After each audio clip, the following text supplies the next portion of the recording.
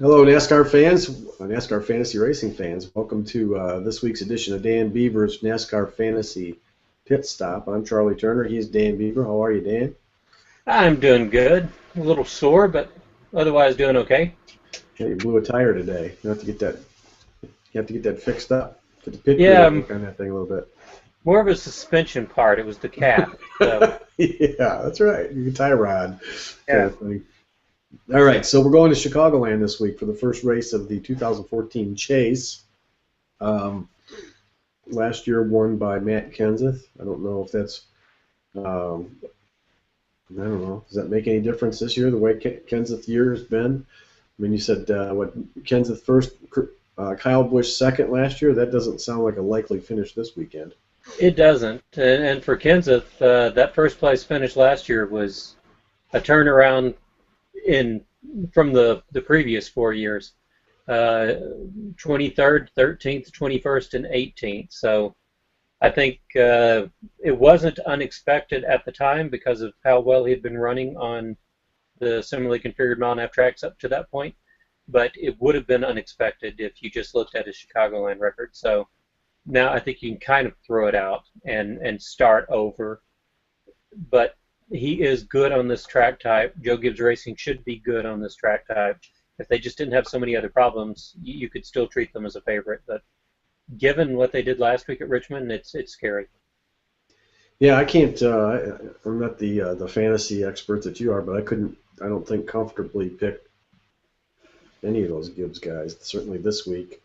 I think maybe one of them will last for a while in the chase, but I don't see anybody contending for a chase championship. But that's not what we're here to talk about. We're here more to talk about what's going to happen this particular race from a fantasy racing standpoint. And we usually start these things off by talking about how you would recommend somebody playing in a fantasy salary cap game, excuse me, type of game would best set up the roster. So why don't we start there again? Why change a winner? Let's go with that. Yeah, and actually, we probably will talk about the chase a little bit before we get to the end of it. We want to, I think we want to give a little shout out to our friend Ryan Rance at Yep, iFantasy I Racing. thought we'd do that. Yeah, we'd talk about that game a little bit because that's a fun idea. Yeah. Um, But for the salary cap games, it's the restrictor, the semi mile and a half tracks. There aren't a lot of dark horses, and the dark horses that there are run to a certain type. They're drivers that have good teams, but they're not necessarily the marquee teams, the super teams. They're not the Hendricks, the Roush Fenways, the Joe Gibbs normally, et cetera, the Richard Childresses. So you're looking for your dark horses, your better values from among the Richard Petty Motorsports or the JT Dohertys or someone down there that you can't say that they have bad equipment. You really can't say that they're lightly funded because they've got good sponsors. But with the single car team or two car teams, they don't have the same access to resources as some of these super teams do. So I think that's where you're looking for your dark horses. This week, Eric Almirola, I think, probably makes a good salary cap play. He's been relatively consistent on the so-called cookie cutter tracks. He has 2 top 10s and 4 top 15s in the first 6 races. Most recent one coming at Atlanta. Had another strong run at Richmond. So it's hard to imagine him getting 3 top 10s in a row just because the team doesn't really seem to be capable of doing that just yet. But if they finish just outside the top 10 and 11th, then they're probably going to be a relatively good salary cap play. Kyle Larson, he's probably gotten relatively expensive over the course of time, but he's another consistent driver on this track type, relatively consistent. He's got a 5th place finish back at was it Texas? He's got an 8th place at Atlanta, another top 15, another couple of top 20s, and would have swept the top 20 if it hadn't been for his tire problem at Kentucky. So that's the type of dark horse that you're looking for. You're not looking for a dark horse that you're not looking for a David Reagan. You're not looking for a Reed Sorensen. You're looking for someone that isn't necessarily front of mind, but they're not too far off. That also means that you're not going to be able to overspend on your marquee drivers. So you're going to have to kind of manage the top, maybe get rid of some of the most expensive drivers, get someone that's a little less expensive so that you can manage the middle and bottom of your roster. So all those guys that are at the top, the expensive guys, who would you lay off this week if you had to pick a Uh, name or two? I I don't know what's going on with Kevin Harvick. That always makes me nervous. He had runner-up finishes at Kansas and Charlotte. He had a top 10 at Kentucky, but the rest of his similarly configured races this year have been outside the top 15, and the first two races were horrible while they were still making mistakes. I would rather have someone that is guaranteed a strong run than I would someone that might have a great run or might have a mediocre run, but is going to be priced where he's going to be priced. He and Jeff Gordon, Jimmy Johnson probably still are among the most expensive drivers in the field. Any of those drivers that you take, you want to make sure that they've got the capacity to win. Jimmy Johnson, I think, is fairly safe, but not nearly as safe as he was last year. Jeff Gordon, I think, is fairly safe, but after his 17th place finish at Atlanta, he's got you a little bit concerned. So, you know, the problem at Atlanta was probably a gamble of some sort that went awry, since he cut that left front tire, slapped the wall, lost a couple of laps, but then ran strong afterwards. It suggests that the team knew what they were doing, and they did something that didn't work. They probably won't do that again. So probably safe, but you can only have two of those drivers. Of those two, I would probably keep Johnson, Gordon, and get rid of Harvick. Makes sense. So in the middle of so who are the cream? I mean, who are the ones that are going to be a little less than premium money, but you think you want to have for sure? Do those two Penske cars fit in that pricing range at this point, or have they gotten too expensive as well? I think they probably should, because Keselowski certainly should. Logano might be near the top of most salary cap games by now, because he had a long string of good runs. And typically it takes that 3, 4, 5 race streak of top tens before a manager of a salary cap game gets them right up towards the top. Keselowski hasn't had that, which also could be a little bit of a factor when we start talking about the chase. You're going to have to string together 3, 4 top tens, probably 6, 9 top tens in order to keep advancing. And Keselowski just hasn't had that kind of consistency. He's had raw power like we saw last week. You know, obviously, to dominate a race like that, you can't count him out. But he's probably in the middle range, or not in the top anyway, where the salary cap games are concerned. On the similarly configured mile-and-a-half tracks, he's got 2 victories and 1 other top 10, a couple more top 15s, which makes him a good, consistent runner, but it certainly doesn't make him the prohibitive favorite. His victories came at Vegas and Kentucky, and Kentucky was another dominating performance. So he would be on my roster with the momentum that he has from last year. He also has a 3-race top 10 streak at Chicagoland that includes a victory back in 2012. Now that came on fuel mileage, but there's nothing precludes that from happening again. And Keselowski, Paul Wolfe are that mix of great speed and great strategy. So you can't just discount his 2012 victory because of his fuel mileage, because that's happened on another couple of occasions, and he's been strong since. And then he's got that 5th place finish back in 2011 and a 7th place finish last year. So he's got one of the best 3-year average finishes there at Chicagoland. So I'd call him one of the favorites, and at his salary cap level, he's probably one of the best values in the game.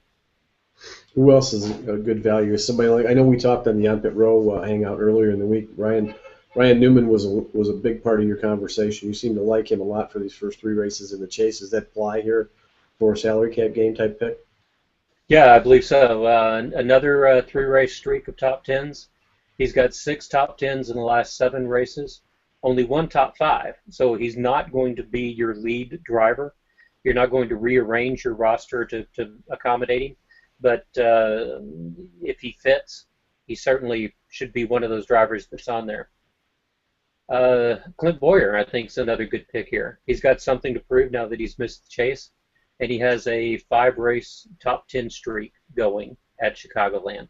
So he's going to be relatively cheap, especially if the managers rearranged things to accommodate the chase drivers, expecting them to get most of the victories and most of the top fives, which they will. Boyer could be in that role of spoiler for the next couple of weeks, certainly at Chicagoland. Kenseth would be. Kenseth's been perfect on the.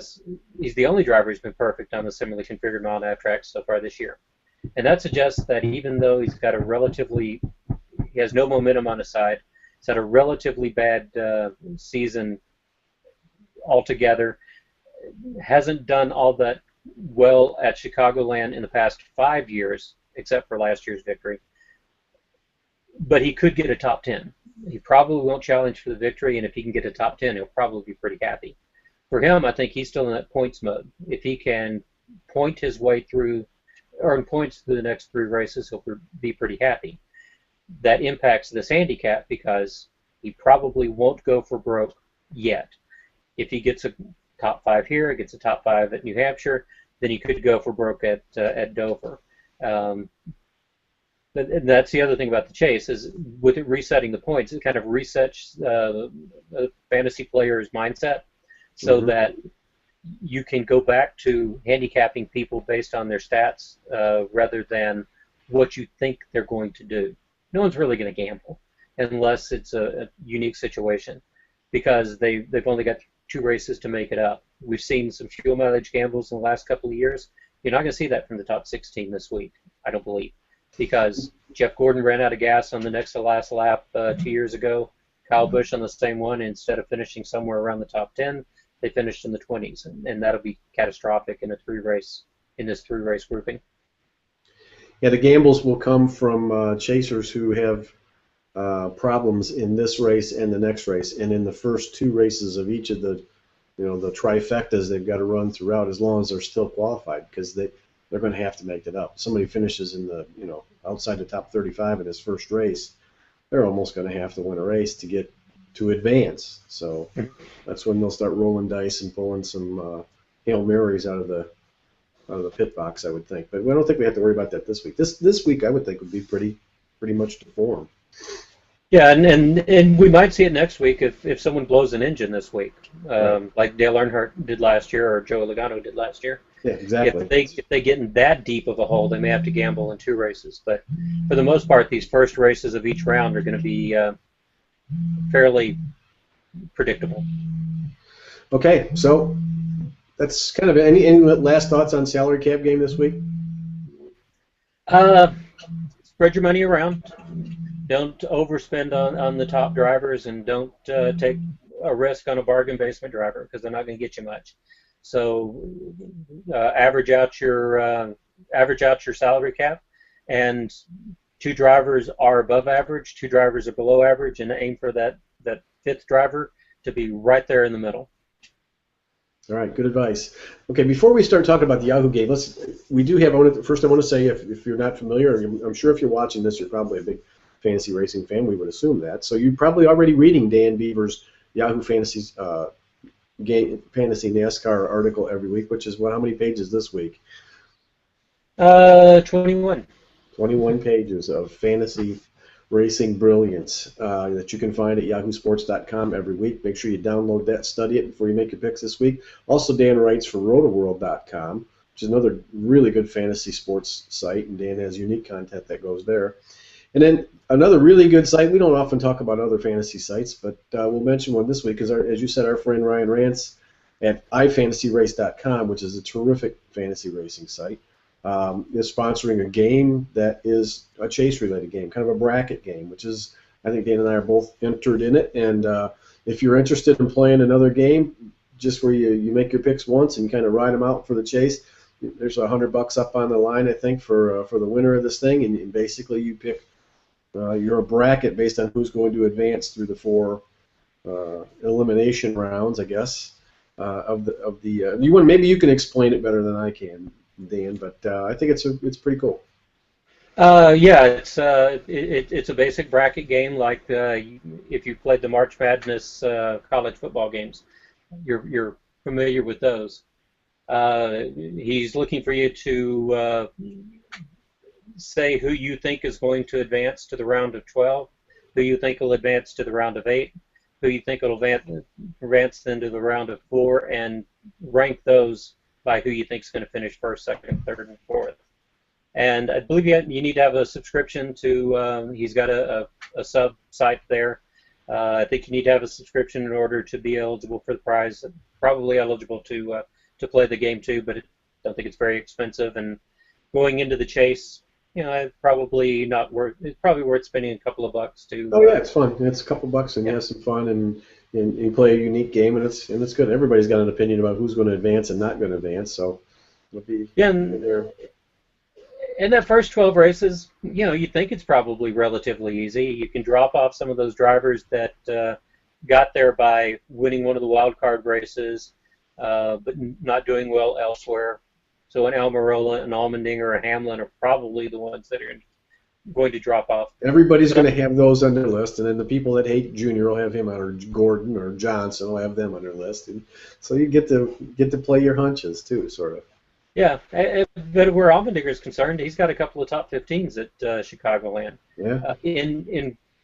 Actually, I think he has 4 top 15s, 3 11th place finishes in a row, and they came for people like Red Bull Racing and Richard Petty Motorsports, who are similar to the equipment he's got now with JTG Doherty. So, it's not out of the question that he could get a couple of top 15s and advance to the next round. So.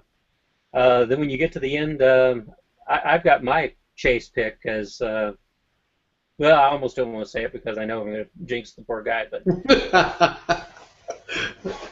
my top 4 right at the moment are Gordon, Logano, Johnson, and Kenseth. So who'd you pick for your top 4? I had, I can't remember. I was going to look it up before we got on here today, and I forgot. I know I have Johnson, Logano, Keselowski, and I believe Junior as the 4. Yeah. And I think I took Junior to win it. I just have a feeling that NASCAR Mojo is going to get Junior the championship. So I don't know. We'll see. And I think Kenseth's going to get there based on points, and the other guys are going to get there based on winning at least one of the next 9 races. So. Yeah. It'll be interesting. I'm looking forward to it. So, and again, so go to ifantasyrace.com and sign up for that, whatever the couple bucks is to join if you're not already a member. There's some great content there, too. If you're a fantasy player, you probably already should be a member. But we want to give a shout-out to Ryan Rance over there. And you can follow Ryan on Twitter at ifantasyrace. But, of course, you can follow Dan at fantasyrace. Yeah, he got close there, didn't he? Didn't he? Yeah, he did get close. And then follow me at onpitrow. So, but make sure you also get over and read Dan's original stuff at yahoosports.com and rotoworld.com. Okay, so enough for the commercials. Let's talk about the Yahoo game since we've kind of segued to that at this point. This is the big game that I think probably do you have playability stats? I mean, it's got to be if you play fantasy NASCAR race. I think you probably play that game. I haven't seen the numbers in a while, but it is by far the biggest. It's got the most players by about double what the NASCAR.com games are, and that's another 50% higher than whoever else is out there, ESPN, Fox Sports. It's definitely the big game, and it's relatively easy to play so long as you remember things like allocation management. Remember to change your roster every week. And that's the thing. You got to be in it weekly to be good at it. Yeah, you got to keep, and you do have to change that around. You do get a place and hold driver from time to time, but often if you run that same driver 2-3 weeks in a row, you've killed yourself for later in the season because of allocation management. You could put Keselowski and Logano in Group B and just leave them there until you ran out your 9 starts, and probably do about as good as you would do by putting them on. Taking them off your roster. Group A takes a lot more attention because those drivers are capable of winning any week, and when they stumble, it's usually something that's hard to predict. speeding penalty on pit road, slapping the wall, blowing an engine, that kind of blowing the thing. engine, right? So and they're hard to handicap, hard to pick. So it's where your most points are being earned, but you also can lose a lot right there. And to back up and talk about the story too, and one of the things that I've been doing this for 11, 12 years. I always try to tell people why I've got the opinion that I have, so that if they don't agree with the numbers that I'm throwing out there, they can form their own opinion. So even if you don't think that Jimmy Johnson, who I've got ranked number one in Group A this week, is a good pick, you'll know why I thought he was a good pick, and you can adjust your thinking accordingly. So I've been wrong. Yeah, I have to handicap 43 drivers 36 times a year over 11 years.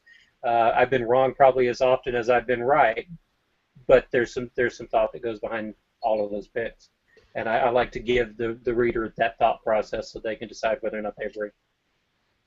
In Group A, I think it's time to get back on the Jimmy Johnson bandwagon. This is the time of year when he shines. I don't know that his problems are anything other than that the team's been experimenting. You wouldn't want to bet against him at this point. And coming to Chicagoland, he's been almost perfect there. He's got top 10 finishes in 83% of his starts in, what's that, 10 of 12 starts? He hasn't won, but he's got 3 second place finishes, the most recent of which came in 2012. This is a week he actually could get a victory here. He needs to overcome the malaise that seems to have been affecting this team at the end of the regular season. And even with what we are calling a malaise at the end of the regular season, he's got 3 consecutive top 10s. This is, people hate hearing about him over and over and over again, but this is the type of scenario that this team lives for, and you got to get your heart out of the selection process and use only your head. Whether you like him, hate him, think that he's destroyed NASCAR by winning too much, winning all the championships, is absolutely beside the point. You have to decide whether or not he's got a potential to win this week, and he does. Last 2 races, there were top 5. So Johnson's the number 1 pick, and I've got Kenseth ranked second by the numbers. Perfect record of top 10s on the cookie cutter tracks. I'm not sure that I would risk starting him, even though I've got him ranked second, because there's that intangible that you just don't know what Joe Gibbs Racing is going to do. But if you're handicapping by the numbers, he definitely deserves to be in that second spot. And then Jeff Gordon, Hendrick Motorsports Power. Gordon's another driver that's been almost perfect on the cookie cutter tracks this year. So he ran second last week. He was best in class to Brad Keselowski. Looking for that same kind of result from him, probably. Although he's had problems in 2 of the last 3 races at Chicagoland. He gambled on fuel 1 year and crashed 1 year. So his average finish during the past 3 years is not good at all. But he does have a 6th place finish, I believe it was last year. 6th. And he's got a couple of second and 3rd place finish in 2009. 2010, I think that's the performance that we're more likely to see out of him this week. So there's Group A. Group B is getting boring. Get tired of talking about Keselowski and Logano, but you gotta. Keselowski got a potential to win this week, so if you've saved an allocation for him, you might as well use it. If you're going to use the allocations for Penske on one of the unrestricted intermediate speedways, either at Chicago, Kansas, Charlotte, Homestead, Texas, one of those tracks is where you're going to start Penske, and go for someone else on the driver's tracks of Martinsville, New Hampshire, Dover, those places. You're looking for someone that you think of as a dark horse.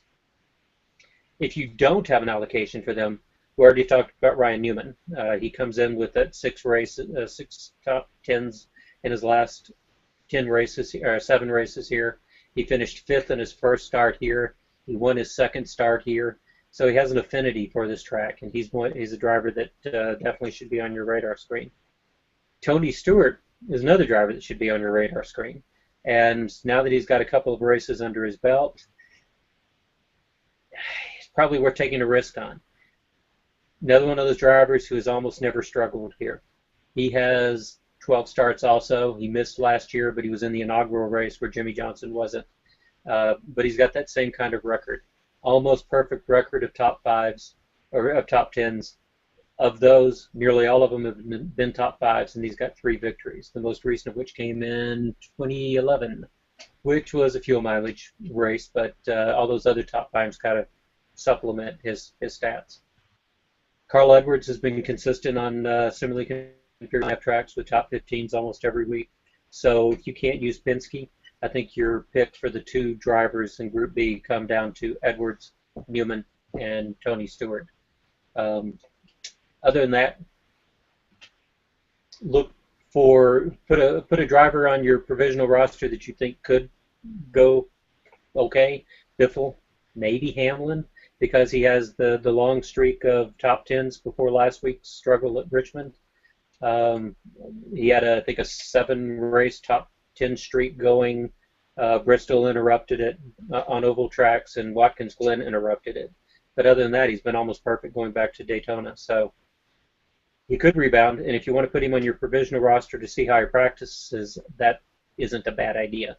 So that kind of wraps up Group B. Down in Group C, it's the same thing. Larson and Dillon are going to be the drivers that earn the most points. One of them's going to earn the most points. Between them, they've dominated this round, or that group. Larson will probably outperform Dillon. He's had more top 10s throughout the year. He's had more top 10s on similarly configured mile and a half tracks. But Dillon will finish close enough to him that it makes him a good allocation management play. If you're down to 1 or 2 or 3 allocations for Larson and you have to start Dillon a couple of times, this is one of the tracks where you would start him. If not, then you got Danica Patrick, who has career best finishes at Kansas and at Atlanta, 2 of the similarly configured mile and a half tracks.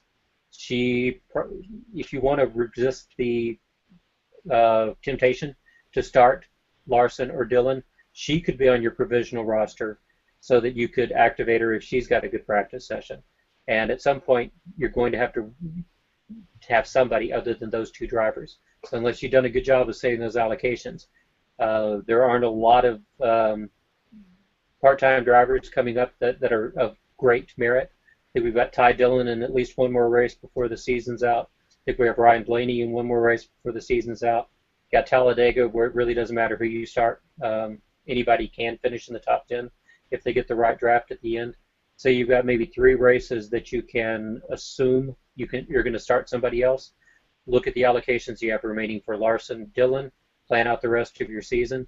Think about Danica Patrick on the unrestricted intermediate speedway, high torque tracks, and think about Justin Allgaier on drivers tracks like Martinsville, New Hampshire, and Dover, and Phoenix. Yeah, you probably really need to be laying out your C plan right now for the last 10 races, don't you? I mean, not so much the other 2 categories, but your C drivers for sure. Yeah, and in B, you've got to plan out the rest of your season where Logano and Keselowski are concerned. Mm-hmm. So if you haven't done it already, now's the time to do it, and you may find that even doing it now, you painted yourself into a little bit of a corner. But better late than never. Yep. Okay, that pretty much winds us up for this week, going to the first chase race at Chicagoland Speedway this Sunday. Any final thoughts before we push forward? Next week we'll come back and talk about New Hampshire. No, I just remember to set your roster. That's the biggest problem that people tend to have this time of year. You get involved with fantasy football, you tend to forget about your Yahoo roster. So make sure that you set your provisional roster early. Then you can make any changes you want to on Thursday. And activate the driver that you want on Saturday and Sunday. Look for those Saturday races. I think we have a couple of them coming up before the end of the year. Make sure that you don't get caught by those, but don't let football dominate you. You got to finish strong as well in these last 10 races. That's right. We're in the stretch drive. Gotta hang in there. Okay, he is Dan Beaver. Again, you can follow him on Twitter at Fantasy Race. Read his columns at yahoosports.com and rotoworld.com. Come back next week and join us here at Dan Beaver's NASCAR Fantasy Pit Stop too. So we'll talk about Next week we'll talk about New Hampshire Motor Speedway and maybe a little bit about the results here at Chicagoland. I'm Charlie Turner. He's Dan Beaver. Thanks for joining us this week, and enjoy the races this week.